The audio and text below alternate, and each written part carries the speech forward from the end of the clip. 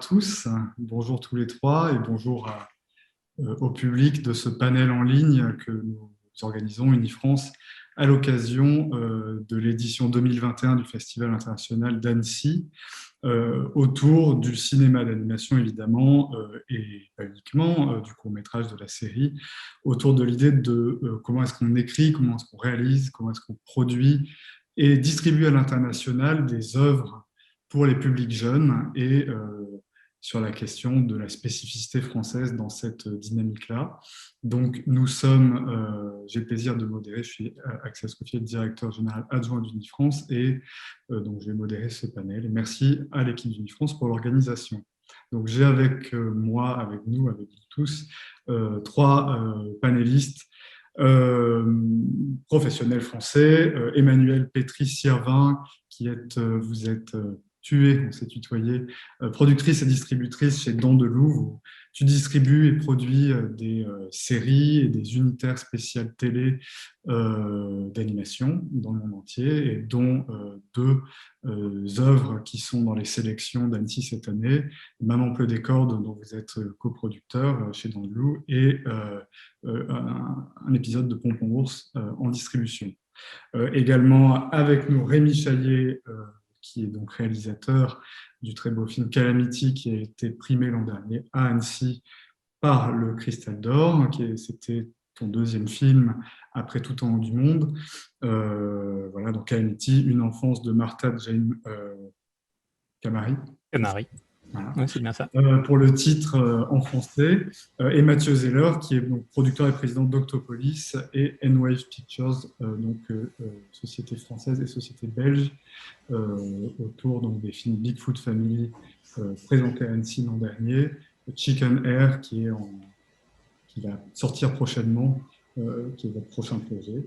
Et voilà, donc tous les trois, j'espère qu'on va avoir une belle discussion autour de cet enjeu important qui est de savoir comment on exprime un esprit français et européen dans des œuvres d'animation, quelle que soit leur forme et format, comment est-ce qu'on les distribue à l'international, comment est-ce qu'elles touchent leur public.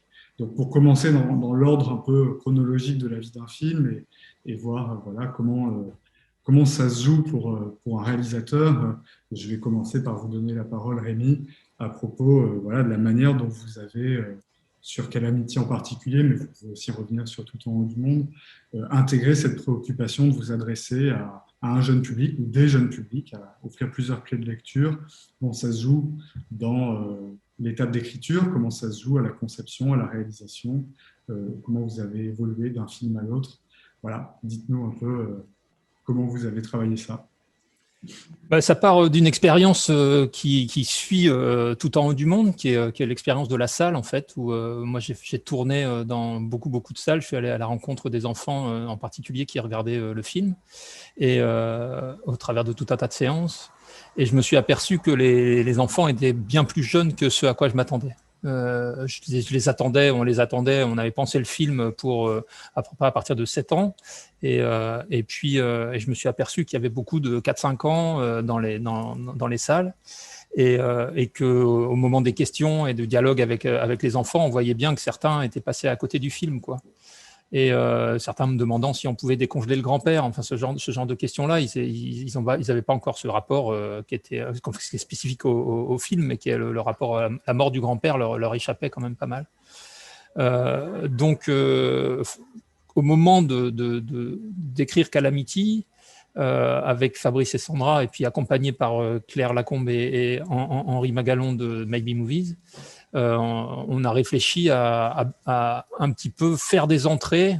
C'était ça l'idée, c'était de faire des entrées pour les enfants plus petits, de façon à ce qu'ils puissent se faire un film, même si c'est pas exactement le film que nous on voit, ou le film que leur grand frère ou leur grande sœur voient, mais ils peuvent, à travers notamment la relation aux animaux, à Pic le chien, et à travers tout un tas de scènes qui sont assez animalières avec où on voit qu'elle s'occupe du cheval, comment elle s'occupe du cheval, etc. Donc, des entrées, puisque en fait, toutes les questions des enfants petits pour tout en du monde tournaient souvent autour de Shackle, le chien qu'on avait mis en scène à côté de Sacha. Et donc, je me suis rendu compte de cette attraction et donc de cette importance de prévoir pour les petits vraiment comme des points d'entrée. C'est-à-dire qu'on n'a rien changé à notre exigence sur les personnages, on n'a pas baissé la cible massivement pour essayer d'aller vers le preschool, on s'est pas interdit, on écrit pour les enfants, donc on écrit à hauteur d'enfant et toutes les problématiques sont systématiquement vues à travers des yeux d'enfant, ça on l'a su, mais ça n'a pas changé. Ça n'empêche pas une certaine complexité des personnages, de l'écrire, mais il y avait cette idée d'avoir une lecture possible pour les plus petits.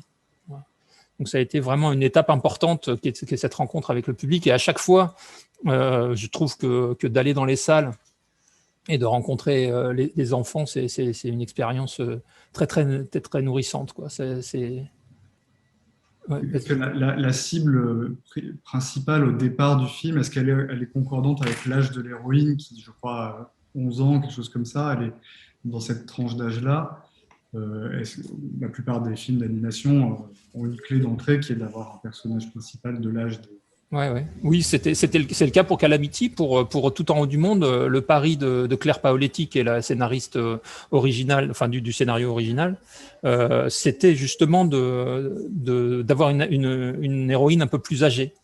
Et c'était pas si évident au moment où on a fait Tout en haut du monde. Il fallait convaincre autour de ça, de dire qu'une gamine de 14-15 ans pouvait intéresser des enfants plus jeunes et qu'ils allaient s'identifier à ce personnage. Et au final, ça marche très bien.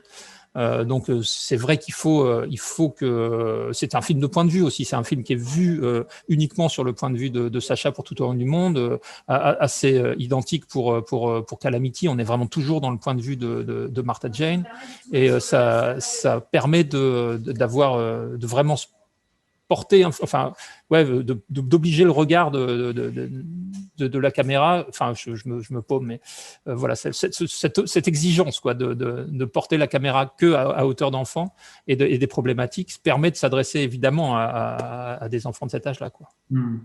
Et ça se joue aussi, j'imagine, dans l'écriture du scénario de toute façon, c'est-à-dire dans la lisibilité de son propos, même s'il y a des enjeux assez mature dans le film. Oui, c'est même des motifs de réécriture de scène. C'est-à-dire que quand on s'aperçoit qu'on a une problématique qui a été traitée du côté des adultes, et ça nous est arrivé plusieurs fois pour Calamity, où il y avait un certain nombre de choses qu'on expliquait du côté des adultes, des problèmes d'itinéraire, des problèmes de chef, voilà, on s'obligeait à les réintégrer du côté des enfants. Donc, du coup, c'est vrai que le principe qu'on avait mis en place, où on avait Abraham, qui est le chef du convoi, qui a un fils, et on a des conflits qui existent entre le fils du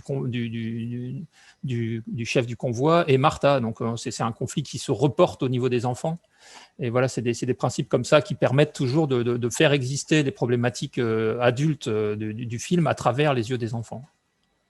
Et sur le choix, du coup, le parti pris graphique, qui a, je pense, fait partie de l'ADN au tout départ du film, du coup, ça va avec cette cible-là, enfin, vous ne l'avez pas mis en question en tournant autour d'eux à qui on s'adresse à la fin. C'est plutôt dans le choix. Non, le style graphique, pour tout dire, moi je trouve que le style graphique de Tout en haut du monde et de Calamity, dans une certaine mesure, est plus adulte qu'on pourrait l'attendre. Et donc on a vraiment une façon avec le cinémascope, avec des fois des lumières assez sombres et assez sourdes pour Tout en haut du monde.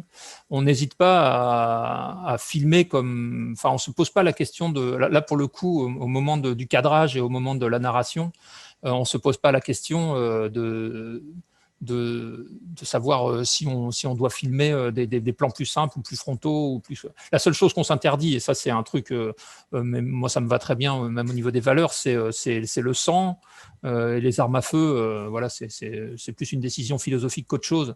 Mais voilà, j'ai l'impression qu'on filme de manière assez adulte finalement, si ça a un sens.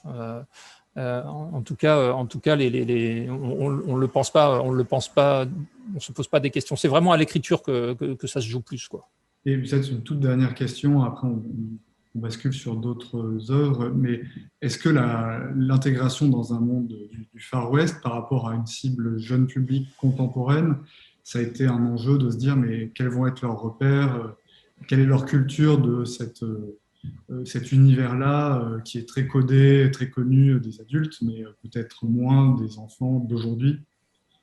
Oui, alors le projet du film était, pour tout dire, était de pas faire un western. Enfin, c'était en tout cas mon idée de départ. C'est ce que j'avais dit à Henri quand on a démarré le projet. Je lui ai dit, moi, je veux pas faire un western parce que j'ai une vision assez simpliste et assez bête du western que je vois comme surtout des histoires de vengeance, des histoires assez machistes, un côté glorification de faire justice par soi-même, enfin des choses qui me plaisent pas beaucoup. Voilà, donc j'ai pas, et en plus j'ai pas ça dans mon ADN. J'avais pas la télé à la maison, j'ai jamais vu la dernière séance à la téloche, donc du coup j'ai pas vu beaucoup de western, et ça c'est pas quelque chose. Dans le projet, il y avait pas l'idée de jouer avec les codes. Voilà, donc c'était vraiment hors du projet. Ce qui m'intéressait, c'était vraiment d'avoir un convoi, un espèce de village sur roue, un village qui avance dans un paysage, et d'avoir le paysage qui change et les gens qui se raccrochent à une façon très séparée de voir les genres, quoi, avec des hommes qui sont en noir avec des chapeaux et des femmes qui sont en couleur plus claire avec des robes, de façon à mettre Martha Jane, qui va jouer sur le genre et qui va jouer sur les stéréotypes de genre, passer de l'un à l'autre, jouer sur cette frontière-là.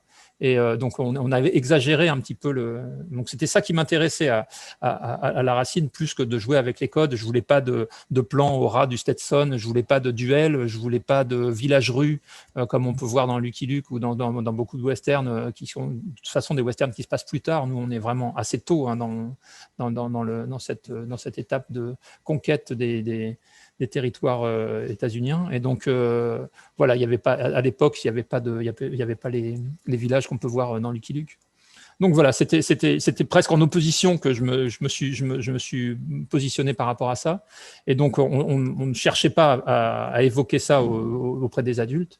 Et pour ce qui est des enfants, de ce qu'ils comprennent, qu'est-ce que c'est que la route de l'Oregon, qu'est-ce que faisaient ces pionniers ici, on essaye comme on fait dans tous les trucs, on essaye de passer des infos discrètement, comme ça, dans les dialogues, dans les problématiques, de façon à ce qu'ils aient des repères qui leur permettent de suivre l'histoire et de savoir ce que font ces gens-là. Okay. Peut-être du coup, pour basculer sur un autre format, est-ce que Emmanuel, sur vos productions ou les films, programmes, séries que vous distribuez, ça se joue, j'imagine, différemment. Vous travaillez plus avec des diffuseurs, vous avez des cibles par catégorie de programme. Comment vous travaillez avec vos auteurs, vos équipes artistiques pour faire exister des enjeux par rapport à des jeunes publics, et est-ce qu'il y a des différences? Voilà. Est-ce que vous pouvez nous en dire un peu? Alors, je vais rebondir sur Rémi parce que le western me tend une perche énorme. Parfait. Parce qu'on était en production avec Billy, le hamster cowboy, dans notre studio Oulala à Valence, et la question s'est posée très fortement avec France Télévisions parce que c'est eux qui nous commandent la série. Et au départ, d'abord, on a eu un nom sur Billy en disant les enfants ne connaissent pas le western, donc ça me fait rire d'entendre du côté cinéma. Les enfants ne connaissent pas le western, c'est des codes. Plus aucun enfant aujourd'hui ne se déguise en cow-boy, donc ça leur parlera pas du tout. Donc on s'est quand même bien creusé le ciboulot là-dessus. Et finalement, donc on fait la série avec eux et on est tous tombés d'accord pour dire que le western est du papier peint et que c'est un décor. Mais ça va beaucoup plus loin que ça, parce que toi, tu n'en as pas parlé, Rémi, mais nous, on se confronte. D'abord, c'est fascinant de voir à quel point les Français aiment le western, parce qu'en effet, entre Lucky Luke et on a un fantasme du monde des pionniers. Et Billy, on s'en aperçoit vraiment très très fort, parce que la vraie problématique du western, c'est l'indianitude. Enfin, on a inventé ce mot-là chez nous, je ne sais pas si ça existe, mais les Native Americans ou les peuples premiers ou je ne sais pas quoi. Et en fait, ça met le doigt vraiment. Au départ, c'est ce que je racontais à Axel, au départ, on avait une petite indienne, puisque l'idée de Billy, c'est qu'il veut devenir un cow-boy. il rêve de Jessie Dog, il veut devenir un cow-boy. Et on avait tout naturellement sa meilleure amie qui est une petite indienne. Et pour nous, il n'y avait pas de mal là-dedans. Elle avait une plume sur la tête et c'était tout à fait charmant. Et elle s'occupait de soigner les gens avec les plantes, etc. Et en fait, en parlant au Canada, alors je reprends le truc parce qu'on développe des projets et on les distribue. Donc du coup, on est perpétuellement en contact avec les diffuseurs dans le monde entier. Donc pas seulement France Télévisions, mais le Canada, la Finlande, enfin partout dans le monde entier. Et donc c'est très intéressant parce que moi je ne peux pas m'empêcher de pitcher nos projets très très tôt parce que c'est mon côté un peu enflammé. Et du coup, on s'est rendu compte très très tôt que non seulement au Canada, mais aux États-Unis, même en Amérique du Sud, le problème de l'indiénitude est énorme et même exacerbé, encore plus maintenant qu'il y a 2-3 ans. Moi, j'aurais jamais imaginé, je pensais que ça s'était calmé, mais c'est pire que tout. Même quand tu prononces le mot indien, c'est tout juste si on ne t'envoie pas une balle dans la tête parce que c'est absolument tabou. Et donc, on a décidé d'abord de coproduire avec des Canadiens, avec des véritables natives. Donc, j'ai été chercher une boîte de prod au Manitoba qui, évidemment, étant les seuls, sont débordés de travail et ont décliné. On a cherché des consultants, on n'a pas trouvé et on a décidé de ne plus parler d'indiénitude du tout. Donc, on a enlevé la plume, on n'a pas parlé de ça. La grand-mère n'est plus une indienne dans son tipi. Enfin, on a effacé, ce qui est très triste d'ailleurs quand on y pense, parce qu'on a lissé. Et même encore aujourd'hui, les Canadiens et les Américains disent « Ah non, non, nous, on ne peut pas toucher Billy parce que ça… » Alors, je dis « Mais quoi ? Où est le problème ? Il n'y en a pas, vous avez très bien fait, mais non, on ne peut pas toucher à ça. » Donc, tout ça pour dire qu'en fait, en France, on a quand même une grande liberté. Bon, ce n'est pas notre problème, hein, on ne parle pas de l'Algérie, on ne parle pas des problèmes de la France, on parle d'un problème qui est le leur, d'accord.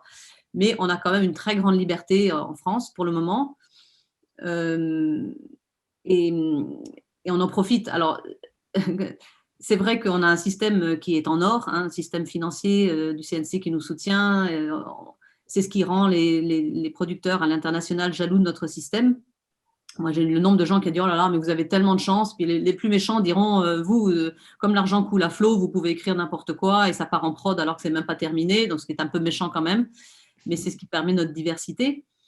Et on s'aperçoit, parce que Axel, tu parlais des unitaires, donc nous, on produit et on distribue des spéciaux, on appelle ça plutôt des spéciaux, nous, enfin des unitaires de 28 minutes, avec des sujets aussi lourds et graves que le terrorisme, le fait de devenir orphelin comme dans La vie de château, ou Choum qui perd sa famille, enfin, qui perd son frère, et Maman pleut des cordes qui parle de la dépression. Et nous, on est très axés sur les auteurs, sur les adaptations de livres existants, mais aussi sur les auteurs, puisqu'on a suivi Hugo de Faucompré ou Nathaniel et Clémence. Donc, on les suit. On arrive à financer à 75% à peu près ces magnifiques œuvres parce qu'elles sortent des tripes d'un auteur.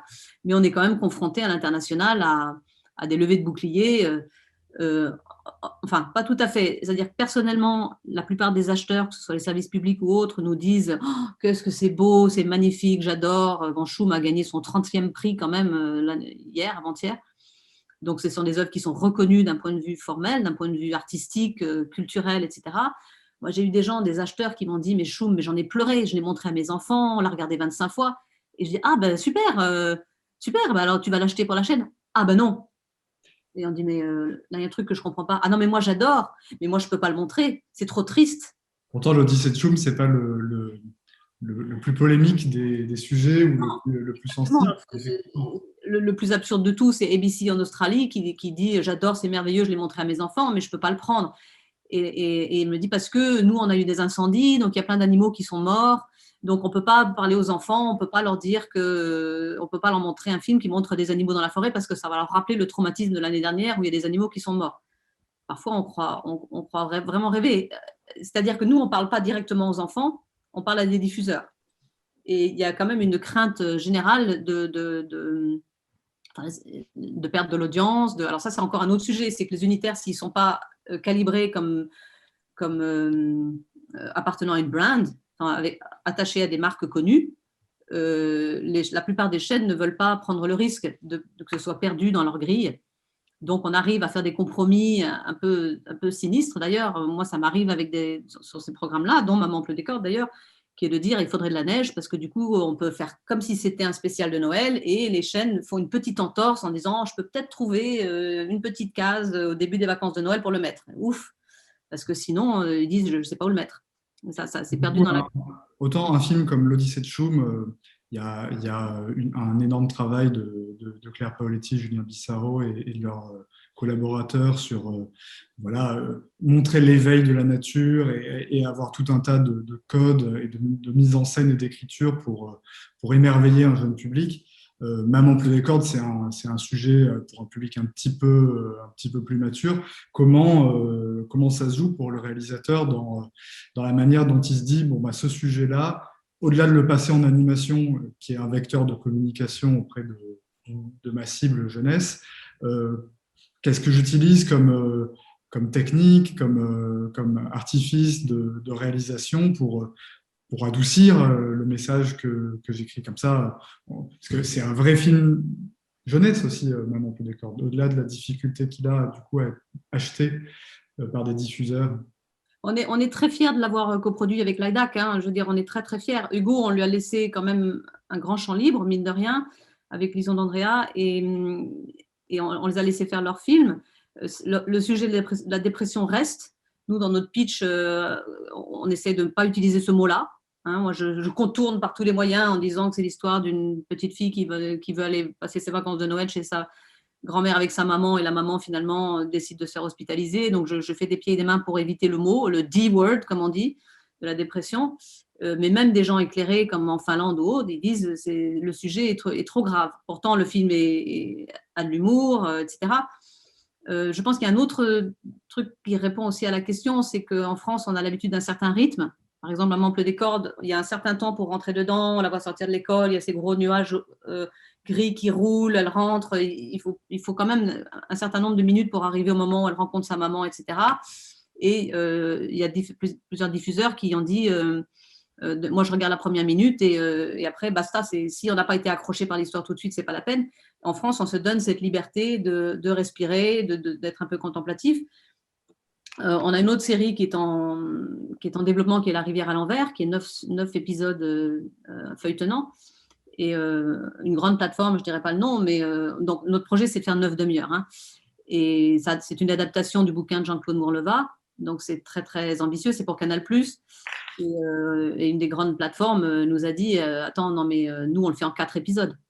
Nous, ils ont utilisé le mot de stickiness, c'est-à-dire que le spectateur, il rentre et dans les 2 premières minutes, il est collé comme un chewing-gum et il ne se décolle plus. Et nous, la part de respiration, je n'utilise pas le mot poésie parce que ça aussi, c'est un mot tabou en télévision, mais la contemplation, etc., c'est interdit. Donc, on est en train de se couper des plateformes parce qu'on veut rester fidèle à l'œuvre. Bon, sachant qu'on a quand même un gap financier important, mais c'est tout le temps le compromis d'arriver à être le plus fidèle possible à une œuvre, à un réalisateur, à une idée, à une vision, tout en se confrontant au monde en dehors de la France, qui est quand même violent. Oui. Il y a d'autres diffuseurs, ça aussi c'est des mots qui me restent, mais qui nous disent, nous on veut que du rond et coloré. Du rond et coloré. Je dis, mais je rêve, c'est quoi? C'est un pitch ça? C'est une idée, c'est un concept, c'est une philosophie? Du rond et coloré. Donc en gros, c'est du chewing-gum. Il y a une autre chaîne qui m'a dit ça. Nous, on ne cherche que du chewing-gum. Donc, ça parle tout seul, quoi. Donc, évidemment, Maman pleut des cordes, c'est pas du chewing-gum. C'est coloré quand même. Donc, nous, enfin, en tout cas, chez Dans de Loup, avec Jean-Baptiste, on est persuadé qu'il faut avoir des vrais coups de cœur, qu'il faut aller au bout de nos idées, au bout de notre vision, c'est de ramener à la maison des programmes dont on est vraiment fier, et on essaie de faire le moins de compromis possible. Ce qui est pas évident parce que... Non, mais c'est intéressant parce que votre modèle, il est quand même en France, donc avec un rapport à des diffuseurs mais français et un écosystème qui laisse sa possibilité à ces œuvres de séries ou specials de se monter avec ensuite charge de combler le gap et d'arriver à en faire des ventes inter. Et c'est un peu ça ressemble aussi au système de préfinancement du cinéma qui laisse un espace de risque pour les auteurs.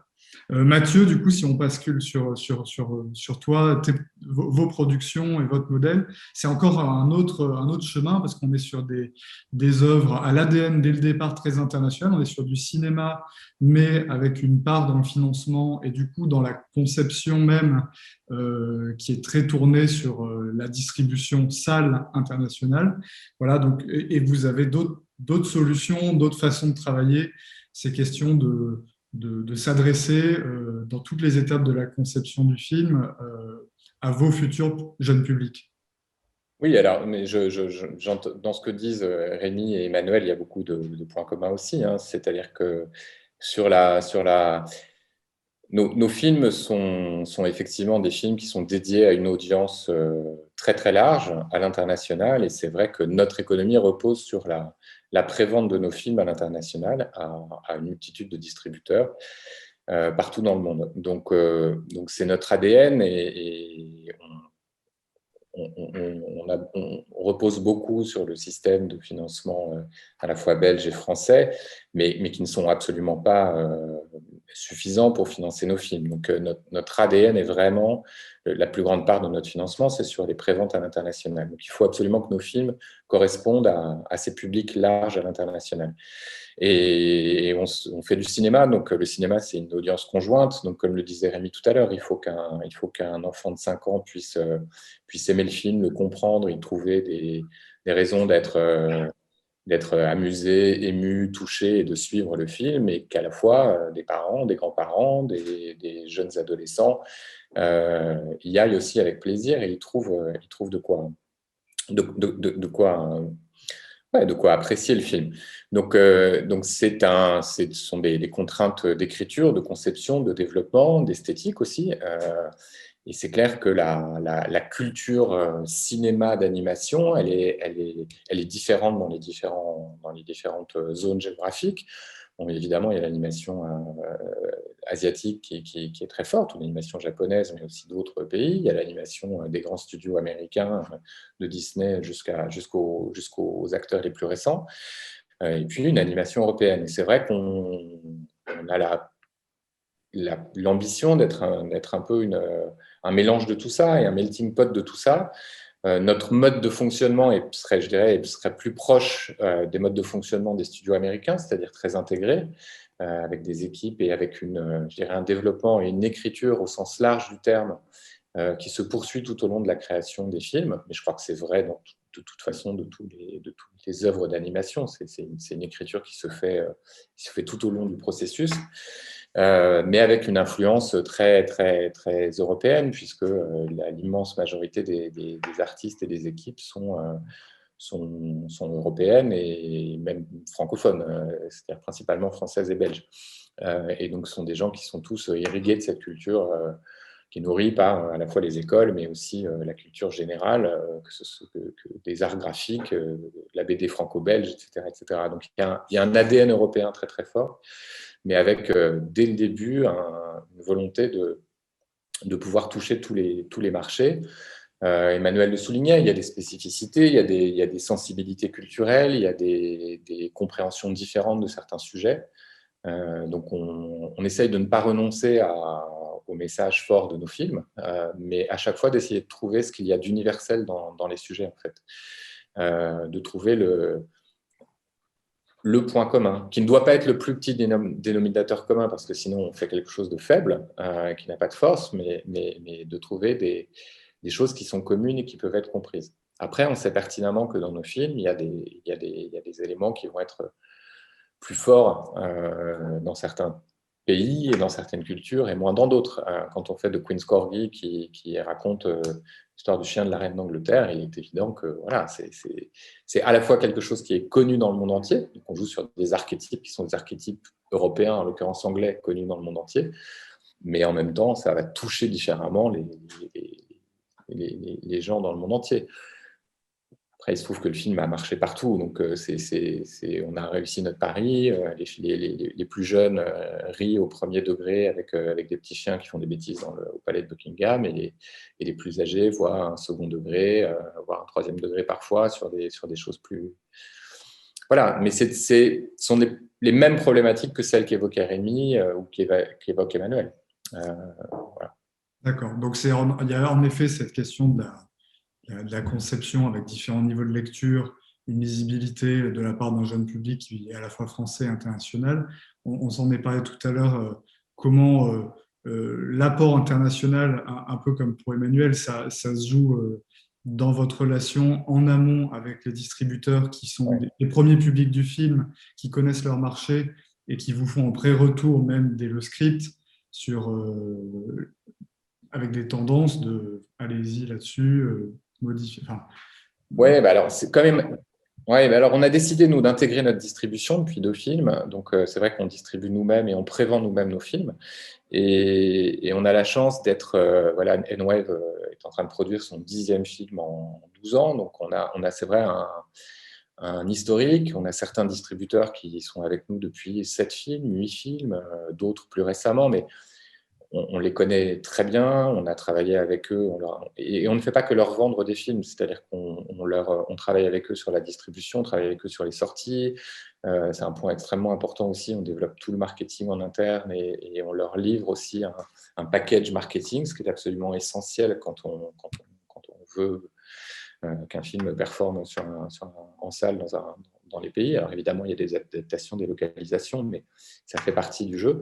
Donc c'est vrai que comme Emmanuel, moi je peux pas m'empêcher de pitcher assez tôt les projets, et c'est vrai qu'on a des retours. On a des retours, et que tous les nouveaux films, toutes les nouvelles sorties, parce qu'on accompagne la distribution de nos films aussi, nourrit notre base de données. Alors, je dis base de données, elle est là-dedans, la base de données, et dans la tête de tous les gens qui travaillent, mais nourrit notre expérience pour éviter des bêtises, parce que chaque film, on fait des petites bêtises qui limitent un peu la portée du film, ou qui font qu'il est un peu moins bien. Et on apprend, et c'est cette courbe d'apprentissage qui nous permet de nous améliorer à chaque fois, parce qu'on a aussi un modèle très intégré avec des équipes qui, pour certains, travaillent avec N-Wave depuis 20 ans. Hein. Donc, on a aussi des équipes très, très, très, très expérimentées, très soudées, très intégrées, qui font je dirais que production, écriture, développement, distribution, accompagnement des sorties, tout ça est complètement partagé. Ce ne sont pas des interlocuteurs différents.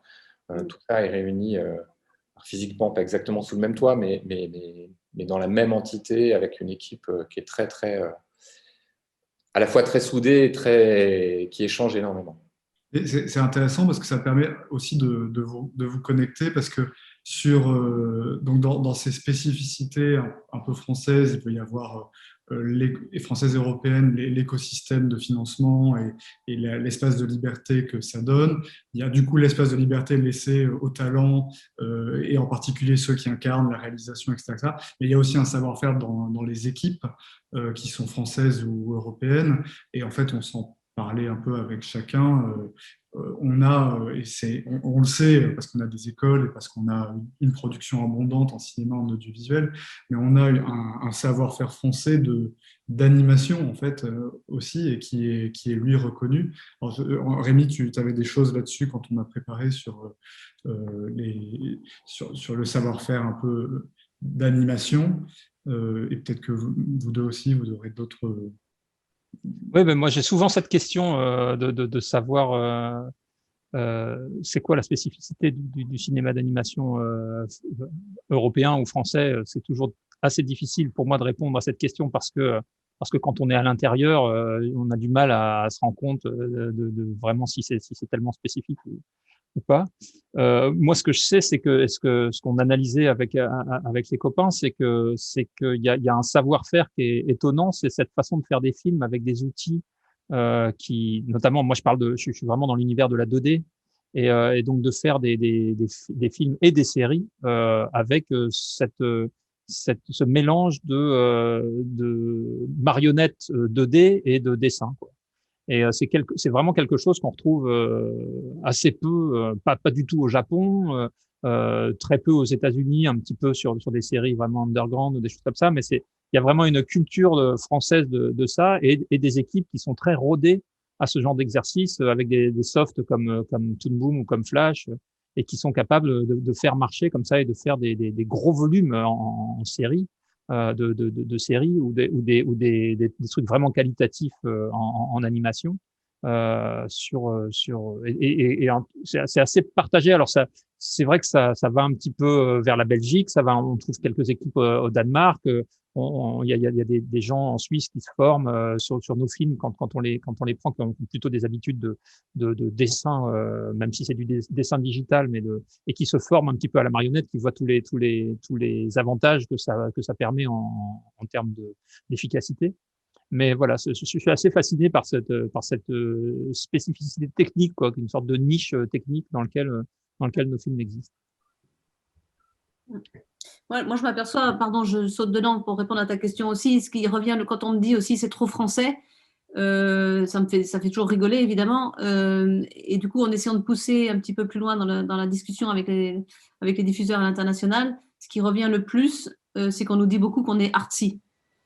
C'est un terme qui revient sans arrêt, donc ça veut dire ce que ça veut dire. Enfin, c'est un côté, j'imagine, non commercial, ça voudrait dire, et aussi que ce soit très bavard. On nous dit que les Français en parlent beaucoup dans nos séries et que ça tchatche. Donc c'est juste pour essayer de trouver des réponses à cette question. Qu'est-ce qui fait qu'on peut-être qu'on parle en effet. Pourtant tu me disais qu'une série comme Pompon Ours, qui est effectivement dans son graphisme et dans son identité de très grande qualité et du coup un peu différent à la française, se vend bien, très bien sur des chaînes partout dans le monde. Oui, une chaîne commerciale comme Tiny Pop qui appartient à Sony au UK, j'ai réussi à leur vendre Pompon, j'en suis encore ébahie. Bon, à vrai dire, l'acheteuse est française, donc ça peut aider quand même. Elle habite à Londres, elle est française. Je ne suis pas sûre que j'aurais réussi si c'était des purs British, parce que, comme je te le disais, les séries françaises, c'est un peu pipi caca pour les British, malheureusement. Ils ont l'impression aussi qu'on ne sait pas écrire.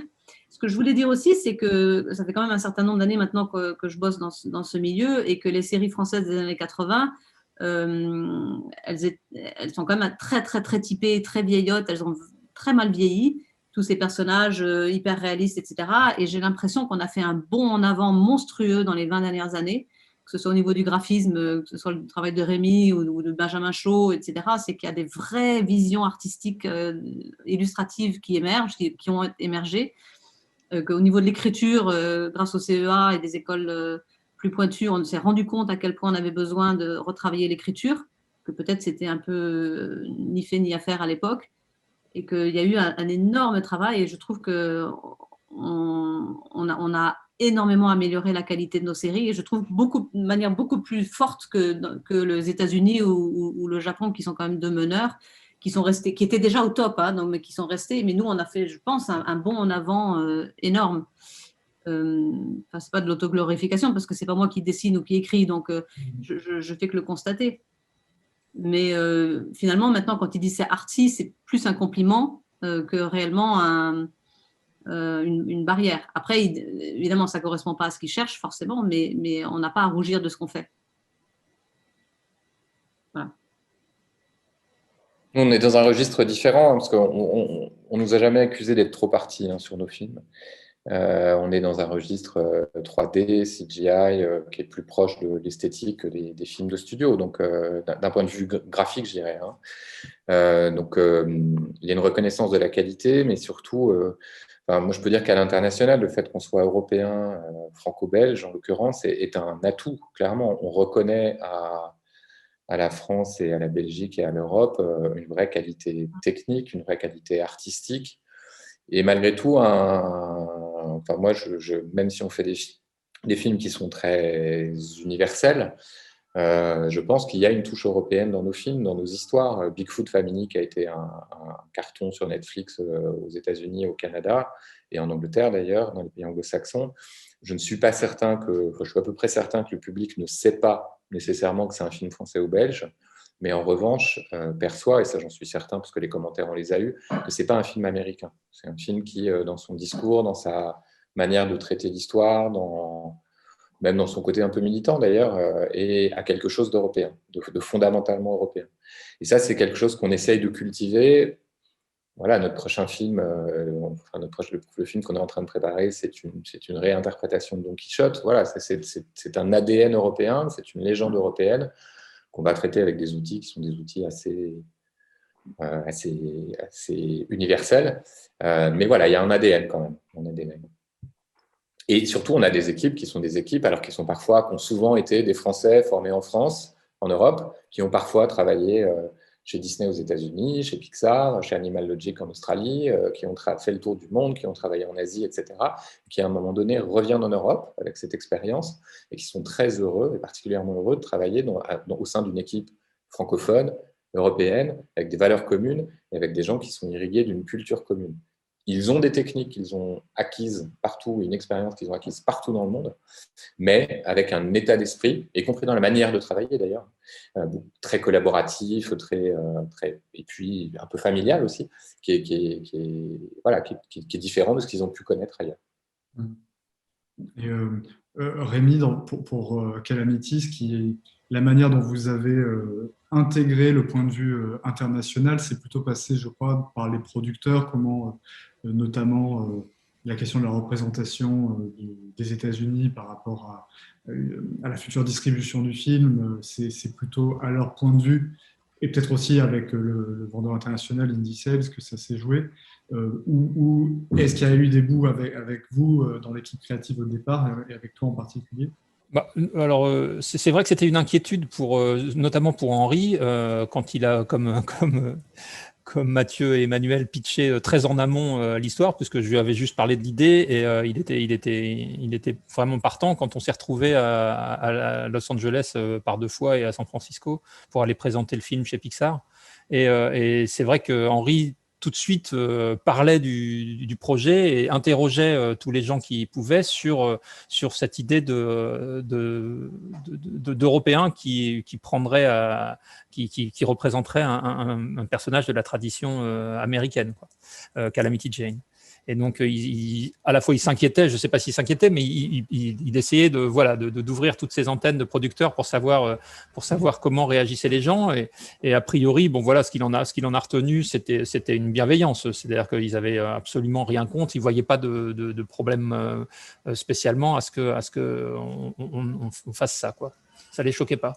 Et ça, c'est dans un premier temps. Et ensuite, la façon de travailler de Maybe Movies, c'est d'intégrer, de faire venir les partenaires, France 3 et Indie Sales et GBK, sur l'animatique. Et donc, ils regardent l'animatique, ils regardent le scénario, ils regardent l'animatique, et ils font des retours.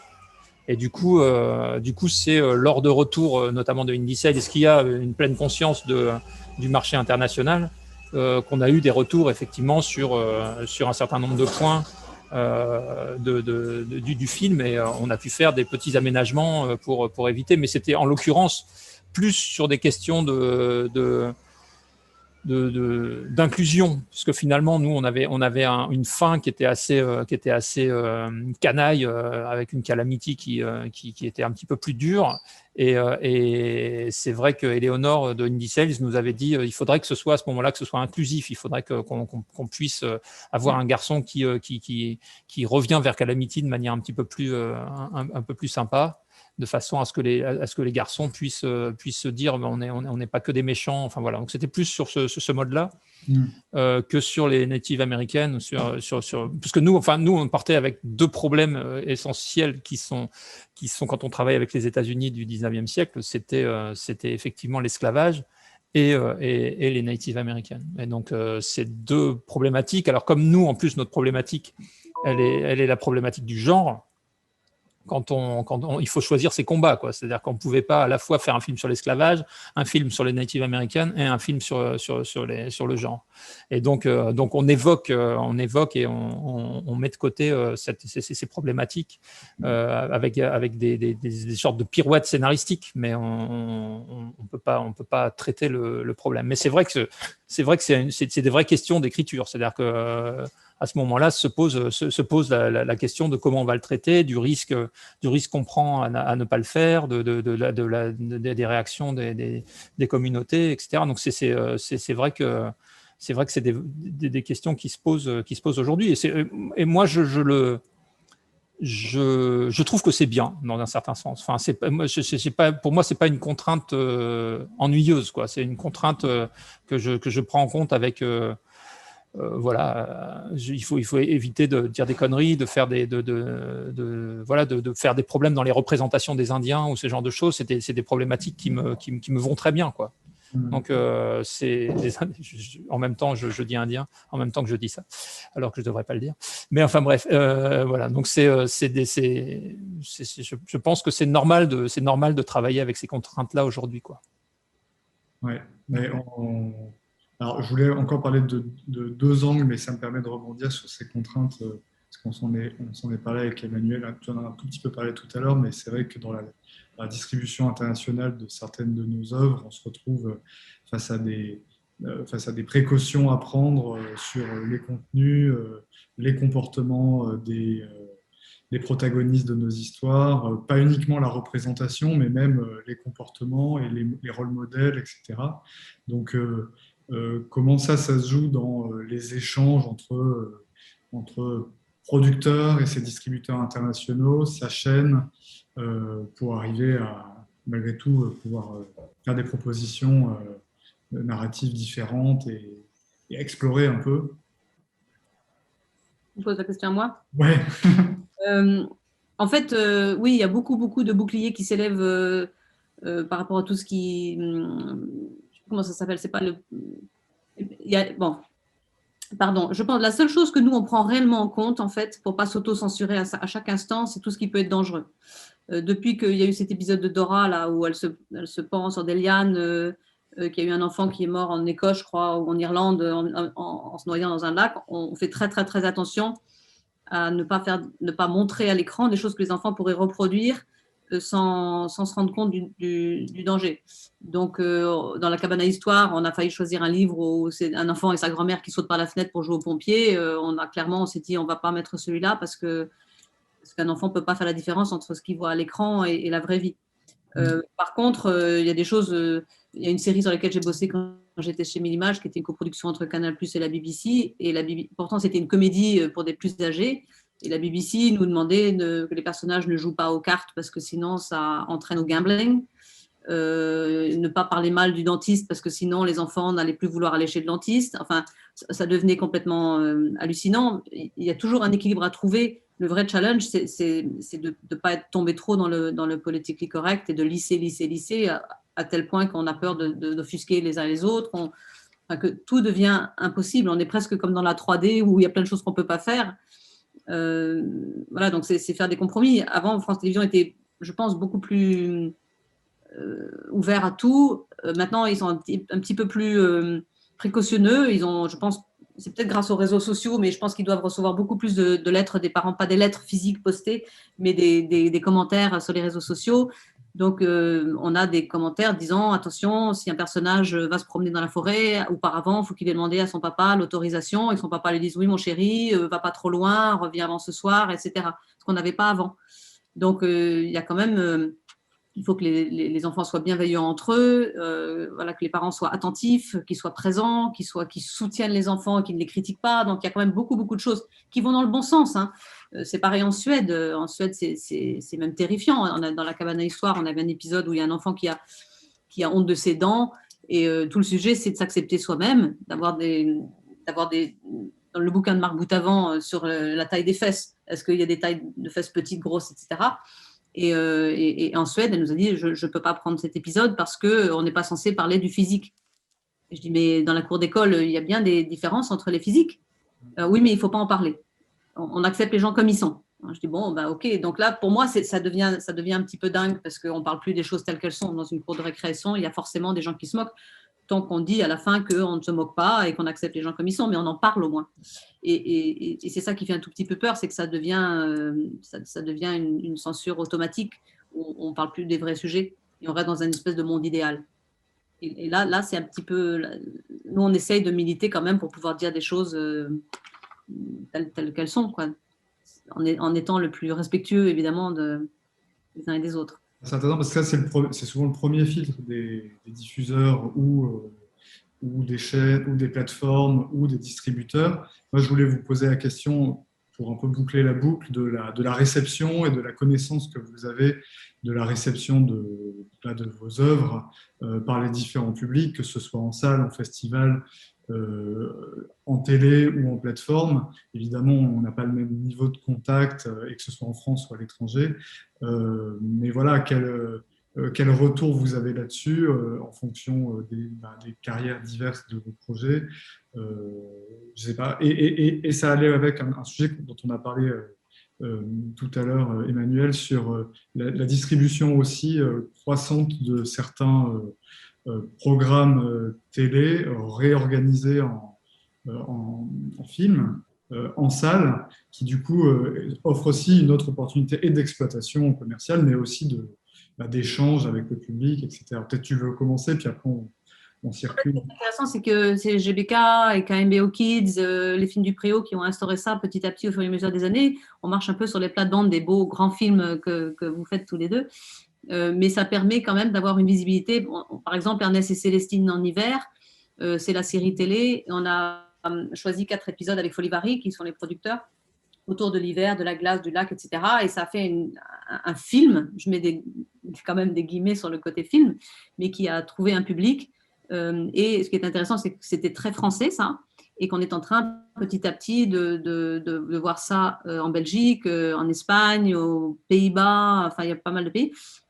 Ça leur permet quand même, c'est une économie qui est bien moindre évidemment parce que les MG sont ridicules, etc., mais ça permet de toucher des scolaires, des centres aérés, etc. Donc il y a aussi pour moi c'est une économie qui est parallèle à la vôtre entre guillemets et qui permet à des œuvres qui sont belles et qui sont cantonnées à la télé de trouver un public un petit peu différent. Et les deux coexistent, c'est ça qui est assez magique, c'est que la série peut passer à la télé et ça n'empêche pas qu'une maîtresse ou une directrice de centre aéré puisse amener les enfants voir ces films-là.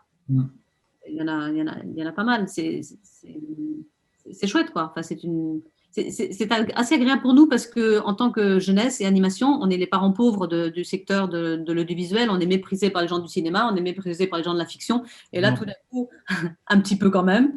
Mais voilà, ça permet de montrer qu'il y a quand même des très, très belles œuvres qui existent et qui méritent d'être sur des grands écrans. Et de trouver des parents, des grands-parents, au-delà juste de la jeunesse. Oui, totalement.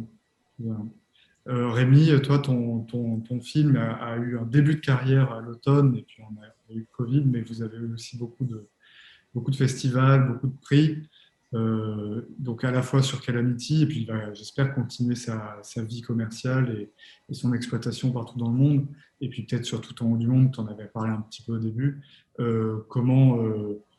Quel écho tu as de la réception par le public de ce film? La réception du public, c'est quand on arrive à les faire entrer dans la salle, généralement ils sont contents. Tout le problème, c'est de les faire rentrer.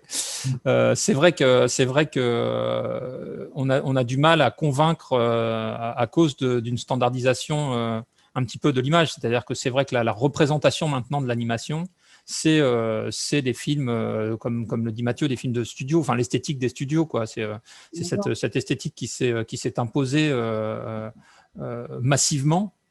Et donc, on a du mal à convaincre les gens que ce qu'on va leur raconter va tenir, qu'ils vont être intéressés. Et les gens, quand je parle des gens, c'est les enfants, enfin, c'est avant tout les enfants, et des fois les parents. Enfin, voilà. Donc, après, une fois qu'ils sont rentrés dans la salle, généralement, ils sont contents. Et là, on le voit avec les scolaires. On est Tout en haut du monde est un des films les plus demandés dans les différents dispositifs école et cinéma. Et ça marche très bien. Et moi, je vais régulièrement à des projections pour rencontrer les enfants. Et ils sont contents, ils posent plein de questions sur l'histoire, ils sont intéressés. Et pareil pour Calamity, j'ai eu la chance de faire les 15 jours avant le deuxième confinement à la Toussaint. J'ai fait à peu près 2 à 3 salles par jour en moyenne pendant les 15 jours. Et voilà, les gens sont contents. Après, ce qui est marrant, c'est que les enfants ne parlent pas du tout du style graphique. Enfin là, ils me parlent un peu des paysages quand même, les couleurs et des choses comme ça, mais c'est plutôt des adultes qui m'en parlent. C'est plutôt ce rapport à la peinture, c'est déjà une intellectualisation. Les enfants posent essentiellement des questions sur l'histoire.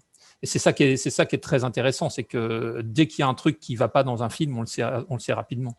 Moi, je sais qu'il y a des scènes qui ne marchent pas aussi bien qu'elles devraient marcher, et j'en ai pris conscience très rapidement en discutant avec les enfants qui posent des questions, qui disent mais pourquoi ça et pourquoi ça va pas, voilà, qui contestent, et ils ont quelque chose de très acéré dans leur attention qui est dans les retours qu'ils font sur les films. C'est toujours passionnant. Voilà, moi c'est à peu près les seuls retours, parce qu'une fois encore, là, avec l'international, ça m'était totalement impossible de me déplacer. Donc j'ai fait cette année, j'ai fait essentiellement des vidéos. J'ai dû faire 20 ou 30 vidéos différentes pour les différents festivals, pour les différents trucs, à dire merci, on est content d'être ici, merci de nous accueillir, etc. Mais c'est vrai que j'ai rencontré personne. Et pour Tout en haut du monde, je venais d'avoir un gamin qui avait des problèmes de santé, donc j'ai très peu bougé pour pour Tout en haut du monde au moment de la sortie. Donc, j'ai pas beaucoup rencontré le public international. Et retours plus viraux par les réseaux sociaux. Par les réseaux sociaux, oui, bah on a une très bonne réputation. On a une fanbase au Japon, par exemple, qui nous envoie énormément de comment on appelle ça, merde, j'ai perdu le mot. De fans. De fan art, oui, merci, pardon. Et donc on sait qu'on a eu du succès, ce qui nous étonne, parce que à la fois ça nous étonne et à la fois on est tellement influencé par notamment quand on parle d'animation, sur leur façon de faire, que on est dans une même famille d'animation, là, de faire bouger les personnages, hein, je sais pas. Ouais. Et donc c'est à la fois, je comprends qu'ils s'y retrouvent, mais ils ont un marché tellement saturé, national tellement saturé, qu'on s'attendait pas à avoir ce succès-là, quoi. C'est très difficile d'entrer sur ce territoire. Et ils s'y retrouvent, et ça c'est vraiment chouette. Pour le reste, on reste aussi minoritaire et niche que sur la France. C'est-à-dire qu'on fait des tout petits scores commerciaux en Belgique, au Danemark ou dans tous les autres pays où Tout en haut du monde est sorti. On reste vraiment un film de niche, quoi. On a une bonne réputation chez les professionnels de l'animation. Mais ça ne se traduit pas du tout par un intérêt du public. On est de ce côté-là. Une distribution plus à réessayer dans les territoires où il y a cette culture-là, où exactement. C'est réseau. Et après, avec des points d'attention particuliers, comme au Japon, où il y a aussi un marché de la vidéo qui est fort au Japon pour les films d'animation. Ouais, la salle, c'est pas forcément un il y a un public énorme. Il y a un public énorme de l'animation qui s'intéresse à ça, donc voilà, c'est ce public-là qu'on touche.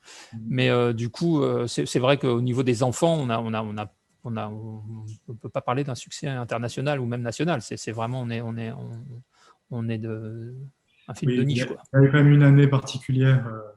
Oui, mais Tout en haut du monde est pareil. Tout en haut du monde est pareil. Après, on pense que comme Tout en haut du monde, on va avoir, notamment à cause du sujet sur les stéréotypes de genre, et que c'est comme c'est au programme des écoles, on va avoir énormément de scolaires, et donc on va remonter en nombre de places.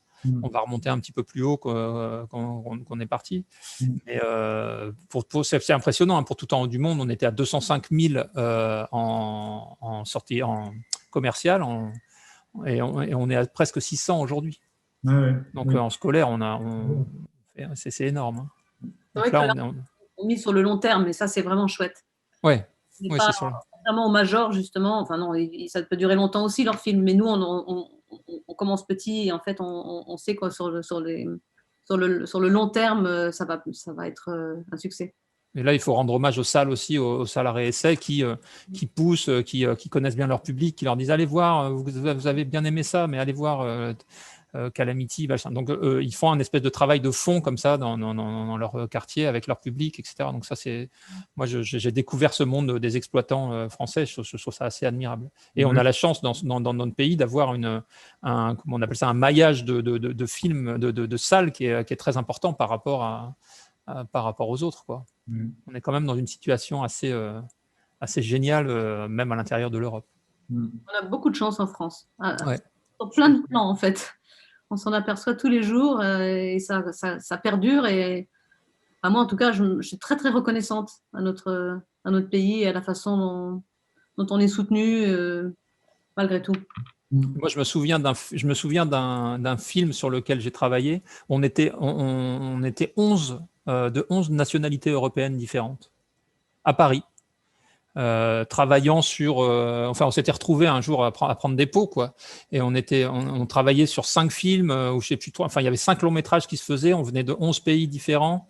Et c'était tout à Paris. Enfin, c'était un truc, c'était franchement nulle part ailleurs, quoi. Ça n'existe pas à Dublin, malgré Cartoon Saloon, ça n'existe pas en Espagne, ça existe nulle part ailleurs en Europe, quoi. Il y a vraiment un espèce d'écosystème ici qui est quand même assez impressionnant. Vertueux et favorable. Ouais. Au Gobelin, la journée porte ouverte, la dernière fois où je suis allée, il y avait un film que j'ai adoré, et en parlant avec eux, c'était 7 mecs, je crois, qui l'ont réalisé, et il n'y en avait pas un seul Français. Ils étaient tous d'Argentine, d'Australie, etc. C'était fascinant de voir qu'ils étaient tous venus au Gobelin pour faire leur activité de nos écoles, qui sont très, très fortes. Et pour aller au bout du circuit, Mathieu, Bigfoot est à la fois sorti en salle et aussi pas mal distribué en ligne par Netflix. Et vous avez eu d'autres types de retours dans la manière dont... Voilà, comme pour Rémi, hein, c'est une année très particulière, évidemment. Le film est sorti, la première sortie, c'était en France le 5 août dernier, 2020. Donc, dans cette période un peu bizarre de réouverture. Il y a certains pays dans lesquels il n'est pas encore sorti. Ça sortira cet été en Allemagne en salle, ça sortira en Chine cet été. Enfin, il y a énormément de distributeurs en fait qui ont repoussé la sortie. Bon, la chance qu'on a, c'est qu'on a des distributeurs extrêmement fidèles, des distributeurs indépendants solides. On a livré notre film en juin dernier, en juin 2020, en plein cœur de la pandémie, et on n'a pas un seul distributeur qui a remis en cause la livraison, les paiements, la sortie du film. Donc ça a été assez formidable. Certains le sortent dans les semaines et les mois qui viennent en salle.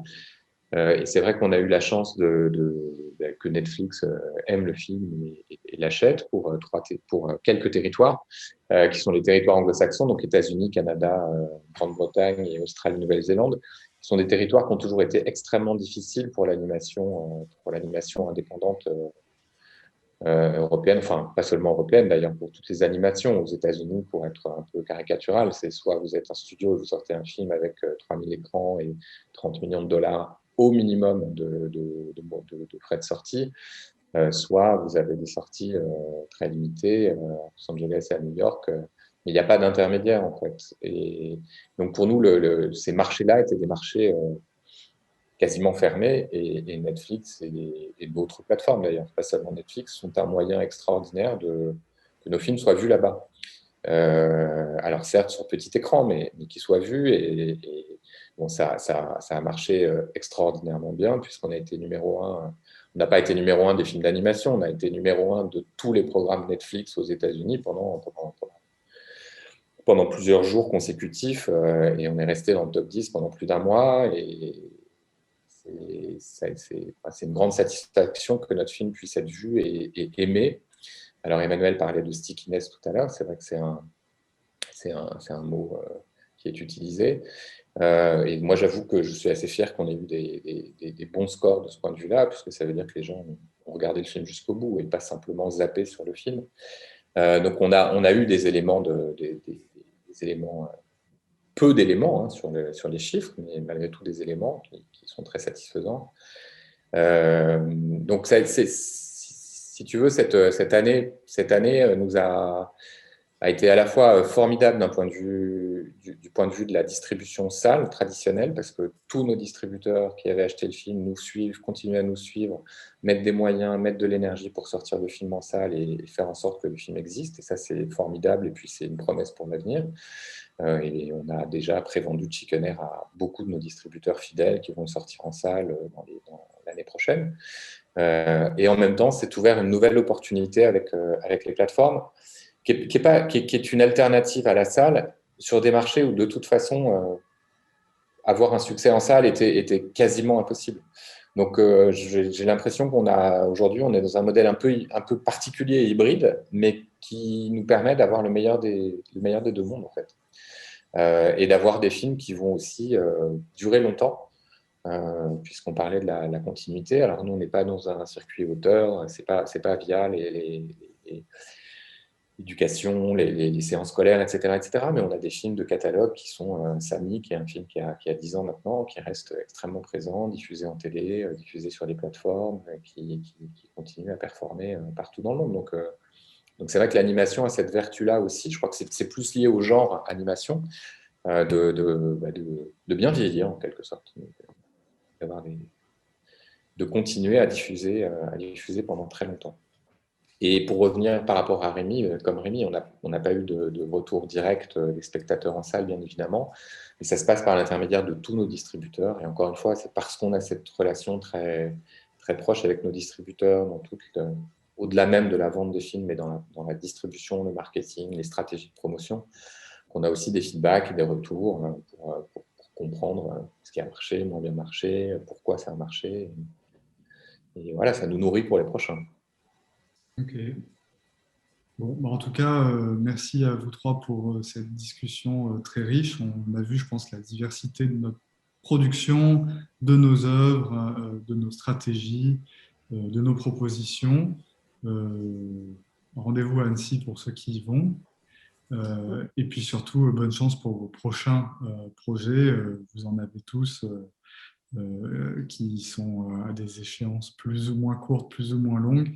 Et du côté d'Unifrance, on sera ravis de pouvoir les accompagner vers l'étranger à l'avenir. Voilà, merci beaucoup. Merci à toi. Merci à vous et merci à Unifrance pour le boulot que vous faites. Merci à ceux qui regardent ce panel. Voilà. Merci beaucoup. Merci, au revoir. Au revoir. Au revoir.